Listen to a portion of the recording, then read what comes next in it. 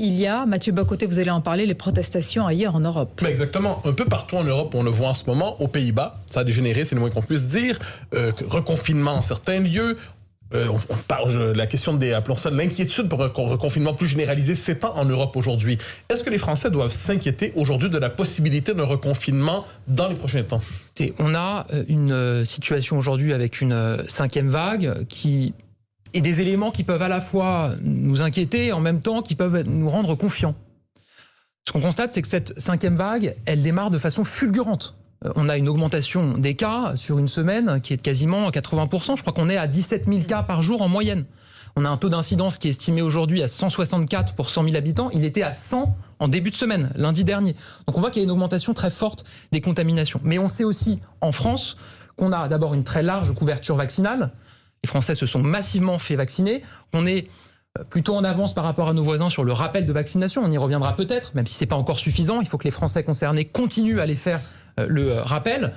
Et qu'on a le pass sanitaire qui est en place en France depuis cet été, et que la plupart des pays qui nous entourent l'ont mis en place après. Donc on part d'une situation plus basse que la plupart de nos voisins. Vous dites, Gabriel Attal, que le pass sanitaire empêchera un confinement des non-vaccinés. Vous dites que cet outil permet en France, exclut cette décision d'un confinement des non-vaccinés. Parce que la logique du pass sanitaire, c'est quoi? C'est de faire peser sur les non-vaccinés les contraintes plutôt que sur les vaccinés.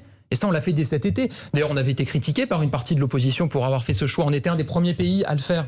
La plupart des pays, ensuite, nous ont suivis. Ils ont adopté le pass sanitaire. Mais nous, ce choix-là de dire les contraintes, on préfère les faire peser sur les personnes non vaccinées plutôt que sur les personnes vaccinées, on l'a fait dès cet été. Ce qui explique qu'on a une situation... Sur le pass sanitaire, quand même, est-ce que vous n'êtes pas un peu déconnecté? Parce que dans la vraie vie, vous savez très bien qu'il y a des tas d'endroits où on ne vous demande plus le pass sanitaire. Il y a une fois sur deux au restaurant où on ne le demande pas.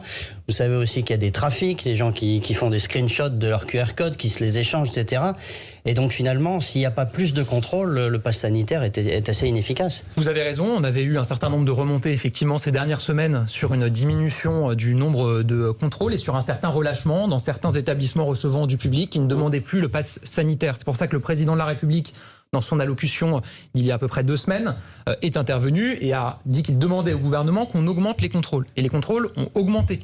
Si je peux vous donner, pas trop, hein, quand même. Je peux vous dire que ça se voit sur le terrain. Vous avez des chiffres? Oui, je peux vous donner des chiffres. Si on prend les 4 premiers jours de cette semaine, il y a eu près de 70 000 contrôles de personnes et plus de 4 300 contrôles d'établissements recevant du public. C'est une augmentation de 102% par rapport aux contrôles qu'il y avait eu les 4 premiers jours de la semaine précédente.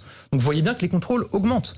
Il y a des verbalisations aussi qui ont lieu, que ce soit pour des personnes qui présentent un pass sanitaire frauduleux ou qui n'en ont pas, ou pour des établissements recevant du public qui ne demandent pas le pass. Donc oui, c'est clair qu'on augmente les contrôles parce que ce pass, il doit absolument être respecté.